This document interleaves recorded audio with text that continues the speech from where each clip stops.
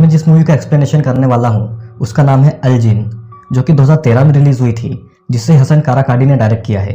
दोस्तों, ये बहुत ही क्रीपी और बहुत ही डिस्टर्बिंग मूवी है और इसका अंदाज़ा आप इस बात से लगा सकते हैं कि मुझे भी इस मूवी को देखते समय गूज़बम्स आ गए थे। तो वीडियो को पूरा ज़रूर देखिएगा और हम ज़्यादा टाइम वेस्ट ना करते हुए चलते हैं मूवी की तरफ।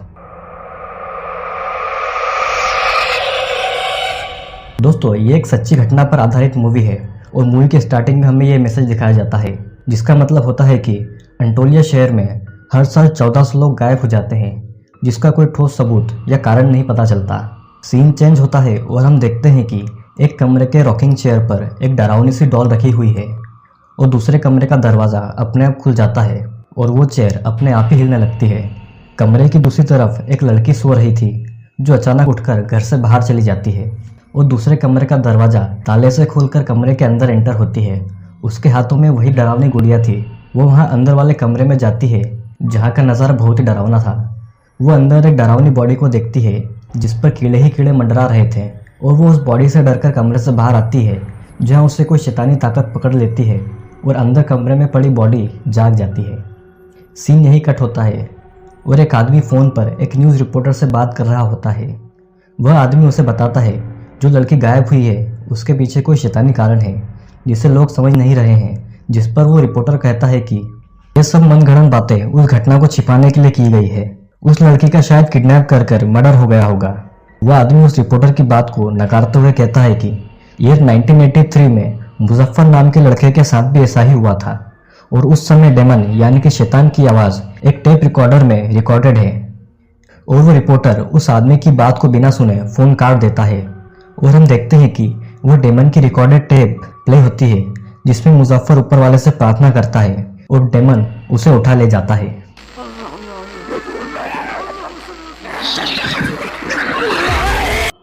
सीन चेंज होता है और तूफान नाम का एक लड़का क्लब में थोड़ा अपसेट बैठा हुआ था, जबकि उसके दोस्त बरीज और अकीन पार्टी में एंजॉय कर रहे थे।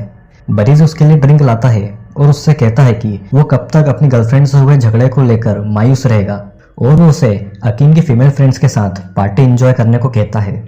इधर तूफान की गर्लफ्रेंड ज़ैनब अपनी फ्रेंड जायले के घर होती है, जो कि टेरो कार्ड रीडर थी। वो ज़ैनब के कार्ड रीड कर रही थी और कार्ड के अनुसार वो ज़ैनब को बताती है कि उसकी ज़िंदगी में कोई आने वाला है। ज़ैनब उस शख्स के बारे में उससे पूछती है तो जायले उसे एक और कार्ड निकालने को कहती है, जिस पर कि शैतान का नाम लिखा था। बात को पलटते हुए जायले कहती है कि उसे अपने बॉयफ्रेंड से हुई लड़ाई को भूलकर बाहर एंजॉय करना चाहिए, जिस पर ज़ैनब कहती है कि उसका मन नहीं है, लेकिन जायले के फोर्स करने पर वो चली जाती है। ये लोग उसी क्लब में जाते हैं जहां तूफान और उसके फ्रेंड्स थे और उन्हें वहां तूफान किसी दूसरी लड़की के साथ दिखता है जो अकीन के साथ आई थी। ज़ैनब गुस्से में तूफान को थप्पड़ मारकर बाहर अकेले ही चली जाती है और तूफान उसके पीछे पीछे जाता है और दोनों की सड़क पर खूब लड़ाई होती है। तूफान उसे समझाने की कोशिश कर रहा था, लेकिन ज़ैनब गुस्से में उससे रिश्ता तोड़कर वहां से पैदल ही चली जाती है। रात काफ़ी हो चुकी थी और रास्ते में खाली घर से ज़ैनब को एक बच्चे के रोने की आवाज़ आती है, जिसे सुनकर वो उस घर के अंदर चली जाती है, लेकिन अंदर कोई नहीं था। बस बहुत सारे कॉकरोचेस थे जो कि एक सैटेनिक फिगर में तब्दील हो जाते हैं और ज़ैनब को एक विज़न आती है जिसमें एक लड़की पानी में डूब रही होती है और वो अपनी माँ को आवाज़ लगाती है। तूफान ज़ैनब के पीछे पीछे आता है और ज़ैनब की जोरदार चीख सुनकर उस घर में जाता है, जहाँ उसे ज़ैनब बेहोश पड़ी मिलती है। वो ज़ैनब को उठाकर वहाँ से हॉस्पिटल ले जाता है और हॉस्पिटल में ज़ैनब की मॉम और बाकी के फ्रेंड्स भी वहाँ आ जाते हैं। डॉक्टर ज़ैनब की मॉम को बताते हैं कि ज़ैनब को किसी तरह का शॉक या सदमा लगा है, जिससे कि उसकी मेमोरी का एक छोटा सा पार्ट इरेज हो चुका है और इसी कारण से उसे कल जो भी हुआ उसे कुछ याद नहीं। डॉक्टर और ज़ैनब की मॉम के जाने के बाद उसके बाकी के फ्रेंड्स उससे मिलने जाते हैं, जहाँ तूफान उससे कल रात के लिए माफ़ी मांगता है और उस घर में जो भी कुछ हुआ था उसके बारे में पूछता है, लेकिन ज़ैनब को कुछ भी याद नहीं था। सभी लोग ज़ैनब को हॉस्पिटल में आराम करने के लिए छोड़कर अपने अपने घर चले जाते हैं। तूफान अपने कमरे में बैठकर सोशल नेटवर्किंग साइट पर अपने फ्रेंड से चैट कर रहा होता है। अचानक वो देखता है कि सामने बोर्ड पर लगी उसकी और ज़ैनब की फ़ोटो अपने आप ही सड़कर गलने लगती है। वो उसे छूकर देखता है, लेकिन उसे एक जोरदार झटका लगता है और उसके नाखून काले पड़ने लगते हैं। इधर हॉस्पिटल में ज़ैनब को अपने रूम के बाहर एक छोटी लड़की दिखती है, जिसकी गुड़िया नीचे ज़मीन पर पड़ी थी। ज़ैनब जब गुड़िया को उठाने के लिए नीचे झुकती है तो लड़की अचानक उससे गुड़िया छुड़ा लेती है और वो लड़की कहीं गायब हो जाती है। ज़ैनब वहाँ से वॉशरूम की ओर जाती है और वो भी ये देखती है कि उसके नाखून भी काले पड़ रहे हैं। तभी वॉशरूम की बिजली अचानक चली जाती है और चारों तरफ अंधेरा हो जाता है। जब ज़ैनब आईने में खुद को देखती है तो उसे खुद का एक अलग ही चेहरा नजर आता है, जिससे डरकर वो बाहर कॉरिडोर की तरफ भाग जाती है, जहाँ सीढ़ियों पर उसे 2 बच्चे दिखते हैं जो काफ़ी डरावने थे। ज़ैनब भागकर फिर अपने कमरे में आ जाती है और यहाँ भी कोई उसके कमरे में वही गंदी सी गुड़िया फेंक कर चला जाता है। ज़ैनब को लगता है ये उसी लड़की की गुड़िया है और उसी लड़की ने ये हरकत की है। वो उसे पकड़ने के लिए बाहर जाती है और ज़ैनब खुद को एक डरावने घर में पाती है, जहाँ उसे दरवाजे के पीछे किसी के हाथ दिखाई पड़ते हैं और उसे आईने में कोई परछाई दिखाई पड़ती है। लेकिन तभी हॉस्पिटल की नर्स उसे होश में लाती है और ज़ैनब खुद को हॉस्पिटल के कॉरिडोर में पाती है। सीन चेंज होता है और तूफान अपने घर पर सो रहा था। तभी उसके फ़ोन पर ज़ैनब का कॉल आता है और ज़ैनब उसे तुरंत एक अनजान जगह पर आने को कहती है। तूफान उसकी मदद के लिए अपने घर से निकल पड़ता है और ज़ैनब की बताई जगह पर आ जाता है। सामने ज़ैनब खड़ी थी और वो तूफान को देखकर वहाँ से घर की तरफ भागती है। ये वही घर था जो कि मूवी की स्टार्टिंग वाले सीन में दिखाया गया था। तूफान ज़ैनब के पीछे अंदर उस घर में जाता है और देखता है कि ज़ैनब सामने बैठी है। वो तूफान की तरफ देखती है और वो उसके सर पर एक लकड़ी के डंडे से मार देती है, जिससे कि तूफान नीचे गिर जाता है और वो देखता है कि वहाँ ज़ैनब की जगह एक डरावनी औरत है और वो बार बार तूफान से कह रही है कि उसे अपनी बेटी वापस चाहिए। तूफान उससे बचकर वहाँ से भागता है और सीधा हॉस्पिटल आता है जहाँ पर ज़ैनब एडमिट थी। ज़ैनब तूफान से कहती है कि उसने उसे कोई कॉल नहीं किया और वो तो पूरा टाइम हॉस्पिटल में ही थी। वो तूफान से यह भी कहती है कि उसे भी डरावने सपने आ रहे हैं, जिसमें एक औरत अपनी बच्चे के बारे में उससे पूछ रही है। इधर उन दोनों के ही नहीं बल्कि सारे दोस्तों के साथ अजीबोगरीब घटनाएं हो रही थी और सभी दोस्तों के नाखून काले पड़ रहे थे। ज़ैनब और तूफान अपने सभी दोस्तों से इस बारे में बात करते हैं, पर एकिन कहता है कि वो जो पानी पीते हैं उसमें मैग्नीशियम की मात्रा ज़्यादा होने से उनके नाखून काले पड़ रहे हैं और किसी वायरस के कारण उन्हें हेलुसिनेशंस आ रहे हैं। जायले जो कि टेरो कार्ड रीडर थी, वो कहती है कि उन्हें किसी आत्मा से बात करके पूछना चाहिए, जिस पर सभी उसका मजाक उड़ाते हैं, लेकिन वो किसी तरह से सभी दोस्तों को कन्विंस कर लेती है। रात को सभी फ्रेंड्स जायले के बताए अनुसार आत्मा से कांटेक्ट करने के रिचुअल में शामिल हो जाते हैं। जायले सभी से कहती है कि रिचुअल के दौरान सभी एक दूसरे का हाथ पकड़ेंगे और कोई भी हाथ नहीं छोड़ेगा। रिचुअल चल ही रहा था कि अचानक ज़ैनब का फ़ोन बजने लगता है। ज़ैनब वहाँ से उठकर कॉल उठाने चली जाती है, जिससे कि रिचुअल पूरा नहीं हो पाता और फ़ोन पर पता चलता है कि ज़ैनब की मॉम घर आ रही है, जिस कारण सभी दोस्तों को वहाँ से जाना पड़ता है। सभी दोस्त अपने घर जा चुके थे। जायले अपने घर पर टीवी देख रही थी कि अचानक टीवी अपने आप बंद हो जाती है। जायले टीवी का प्लग चेक करने के लिए अपनी जगह से उठकर टीवी के पास जाती है और तभी अचानक पूरे रूम की लाइट बंद हो जाती है और जब जायले पलटती है तो वो खुद की डेड बॉडी को सोफे से सटा हुआ देखती है और उसके पास 2 भयानक आंखें चमक रही है। और तभी जायले के फादर उसे होश में लाते हैं। वो समझ नहीं पा रही थी कि आखिर ये हो क्या रहा है। सेम थिंग बरीज के साथ भी हो रही थी। बरीज अपने रूम में बैठकर अपने लैपटॉप पर कुछ काम कर रहा था, साथ ही लैपटॉप पर म्यूजिक चल रहा था। तभी बरीज की मॉम उसके कमरे में आती है और वहाँ की खिड़की लगाकर बरीज को म्यूजिक कम करने को कहती है, क्योंकि उसके फादर दूसरे कमरे में सो रहे थे। बरीज म्यूजिक बंद कर देता है और उसकी मॉम वहाँ से चली जाती है और उसकी मॉम के जाने के बाद उसका लैपटॉप का म्यूजिक अपने आप ही तेज़ आवाज़ में बजने लगता है, क्योंकि बरीज के फादर दूसरे कमरे में सो रहे थे। उसकी मॉम एक बार फिर बरीज के रूम में आती है, लेकिन इस बार वो बहुत ही गुस्से में थी। बरीज की मॉम की गर्दन अजीब तरह से चटक रही थी। वो ज़मीन पर बेसुध गिर जाती है और उसकी शक्ल एकदम से बदलने लगती है। बरीज के पीछे काले लिबास में एक औरत खड़ी थी। तभी बरीज को होश आता है और उसे पता चलता है कि यह सब एक भ्रम था। बरीज के लैपटॉप का म्यूजिक अभी भी चल रहा था और वो खिड़की भी खुली थी। बरीज इस भयानक दृश्य से संभला ही था कि उसकी मॉम गुस्से में उसके कमरे में आती है और वो खिड़की को दोबारा लगाती है। बरीज सोच ही रहा था कि जो भी हो रहा है वो तो पहले ही हो चुका है। इतने में उसकी मॉम बेहद ही गुस्से में और डरावनी आवाज़ में म्यूजिक बंद करने को कहती है और उसकी आंखें काफ़ी डरावनी थी, जिसे आप भी देख सकते हैं।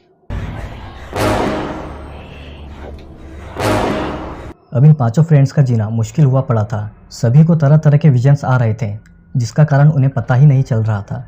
अगली सुबह सभी आपस में इन हॉन्टिंग्स के बारे में बात करते हैं और जायले सभी से कहती है कि उन्हें किसी होजदा यानी कि झाड़ फूक वाले से बात करनी चाहिए, जिस पर बाकी के फ्रेंड्स सहमति नहीं जताते। लेकिन और कोई दूसरा रास्ता न होने के कारण उन्हें जायले की बात माननी पड़ती है और वे तुरंत उस होजदा के पास चले जाते हैं।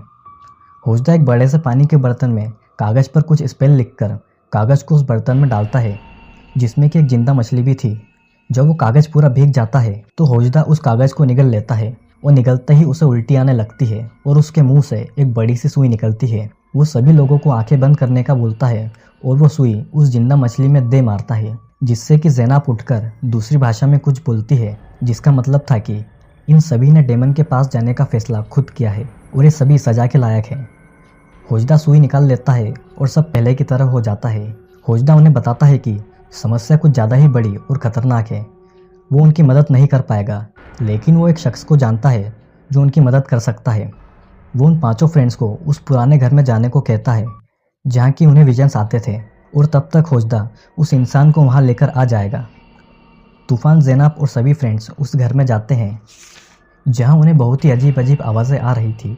कुछ ही देर में होजदा एक व्यक्ति को लेकर वहाँ आता है जिसका नाम आकेब था और वो इस्तांबुल का रहने वाला था। वो उन्हें 3 डार्कनेस के बारे में बताता है, एक जन्म से पहले की डार्कनेस, दूसरी मरने के बाद की डार्कनेस, और तीसरी जो सबसे खतरनाक थी, सोने के बाद की डार्कनेस। क्योंकि नींद में व्यक्ति आधा मरा हुआ होता है, इसीलिए उन्हें सपनों में भयानक विजन्स आ रहे थे। आकेब ज़मीन पर बैठता है और होजदा उसे एक लाल कपड़े से ढक देता है, जिससे कि वो सीधा दूसरे पोर्टल में पहुंच जाता है जहां वो एक सांप को देखता है और सांप के हमला करने से पहले वो लाल चादर हटा देता है। आकेन सभी से पूछता है कि उन्होंने सांप के साथ क्या किया। आकेन के इस सवाल से सभी लोग परेशान हो जाते हैं और एक दूसरे का चेहरा देखते हैं और सांप वाली बातें उन्हें याद आती है। वे सभी एक हफ्ते पहले पासी के एक बीच पर मस्ती करने गए थे जहां वे एक सांप को उसके बिल से निकालकर पकड़ लेते हैं और उस बेजुबान जानवर को एक पॉलीथीन में बांधकर समंदर के किनारे फेंक देते हैं। लेकिन उन्हें यह नहीं पता था कि जिस सांप को उन्होंने फेंका है दरअसल वो एक जिन है जो अपनी घायल माँ के साथ सांप का रूप लेकर रह रहे थे, और इसी जिन की माँ उन सभी फ्रेंड्स से अपनी बेटी का बदला ले रही थी। सभी फ्रेंड्स को लगता है कि वो सांप तो अभी तक मर गया होगा, उस जिन की माँ उन्हें मार देगी। लेकिन आकिन कहता है कि सांप बिना खाने और पानी के 10 से 12 दिन तक जिंदा रह सकते हैं और उन्हें बिना वक्त गवाए वहाँ जाकर उसे ढूंढना चाहिए। सभी फ्रेंड्स उसी बीच पर जाते हैं और बहुत मेहनत करने के बाद आखिरकार वे सभी उस पॉलीथीन बैग को ढूंढ लेते हैं जिसमें कि वो जिन सांप के रूप में थी। वे सब यही दुआ कर रहे थे कि वो अंदर जिंदा हो। वे पॉलीथीन खोलते हैं और उस सांप को बाहर निकालते हैं।